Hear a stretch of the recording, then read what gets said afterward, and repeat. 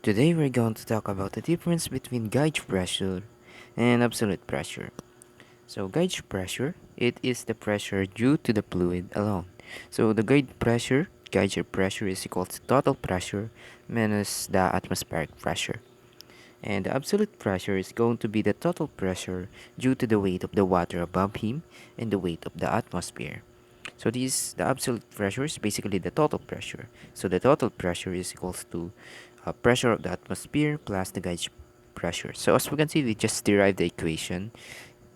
So in the sum of them, total pressure is going to be the sum of pressure of the atmosphere and the pressure of the fluid. So we can just write this equation as this thing. So we just arrange the equation for the gauge pressure, but this is the standard formula. So the pressure inside the tank is 4.2 atmospheric pressure at sea level. What is the gauge pressure inside the tank? So to calculate the gauge pressure inside the tank, what we're going to do is use this equation. So the gauge pressure is equals to the total pressure minus the atmospheric pressure. So the total pressure inside the tank is going to be 4.2 atm minus the pressure at the sea level, that's going to be 1. So that's 4.2 minus 1. That's going to be the gauge pressure, which is 3.2 atm. Now let's try this one. If the pressure inside the tank is 0.9 atm at sea level, then what is the gauge pressure inside the tank? So we can just use this equation once again. So the gauge pressure is equals to the total pressure minus the atmospheric pressure. So the total pressure now is going to be 0.9 atm. So that is less than the pressure at the sea level. So we have negative 0.1 atm. It's going to be our gauge pressure. So instead of getting pressurized, you're just basically floating, I think. A scientist measures the gauge pressure of a tire to be 325 kilopascals. What is the absolute pressure inside the tire at sea level? So we're going to calculate the total pressure right now, the absolute pressure right now. So that's going to be equals to the atmospheric pressure plus the gauge pressure. So the atmospheric pressure is going to be 101.3 kilopascal, and the gauge pressure is going to be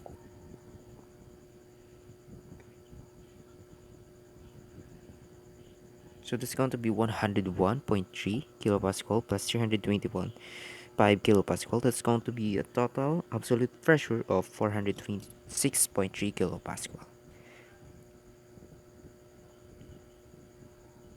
Now let's try this. Diver is currently located at a depth of 50 meters in the ocean. So in the part A, what is the gauge pressure at this point?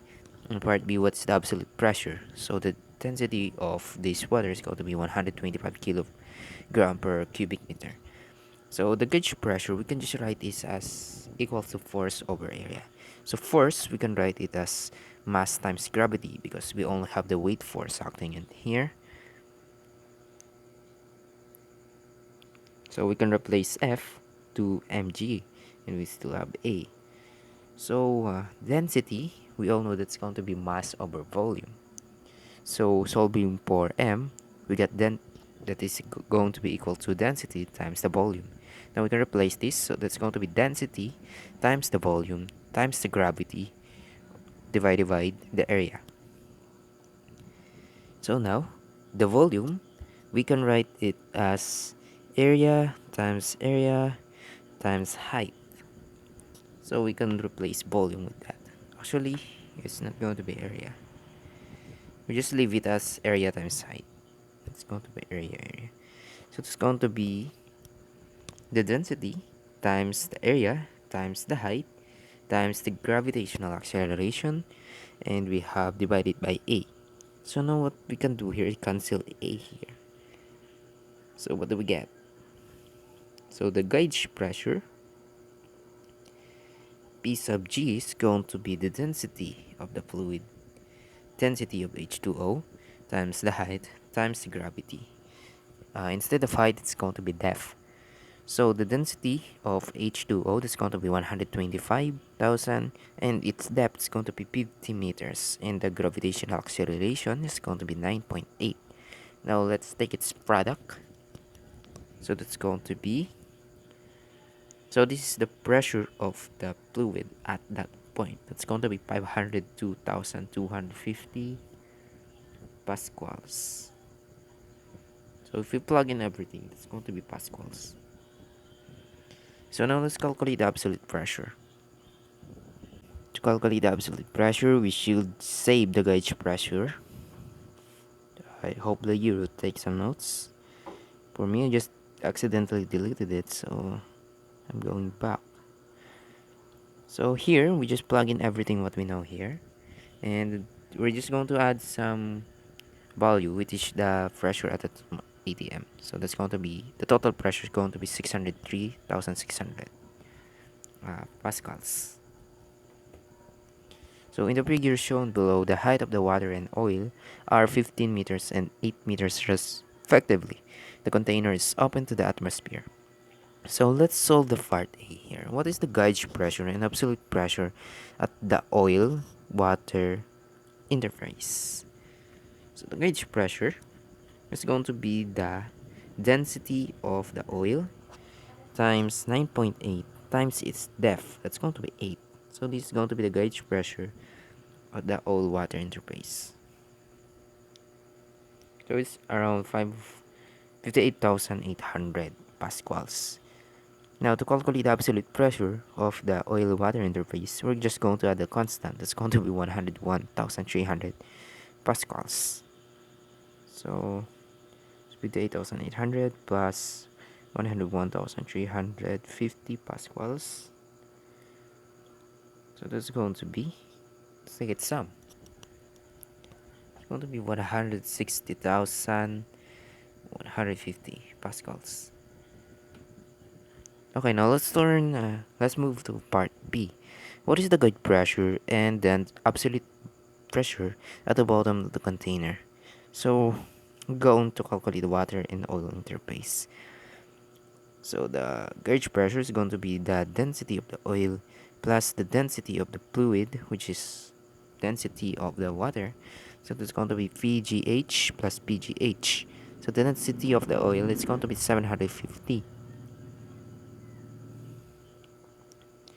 And we have G, that's going to be 9.8, and we have a depth now of we're going to take the sum of 8 plus 15, or we're going to, I think let's just move it to depth of 8.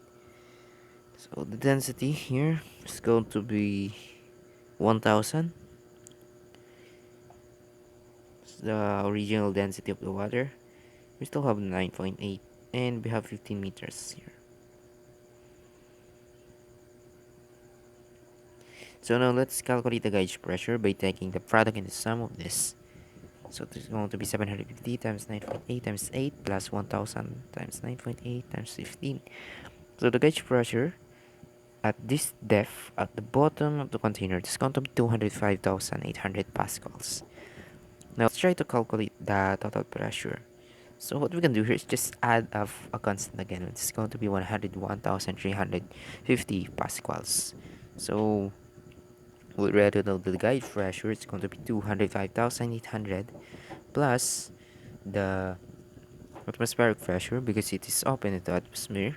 It's going to be 101,350. So the total pressure, or the absolute value of pressure, the absolute pressure is going to be 307,150 pascals. So we already solved the problem, and that's basically it for this video. So that's the difference between the absolute value, absolute pressure, and the gauge pressure.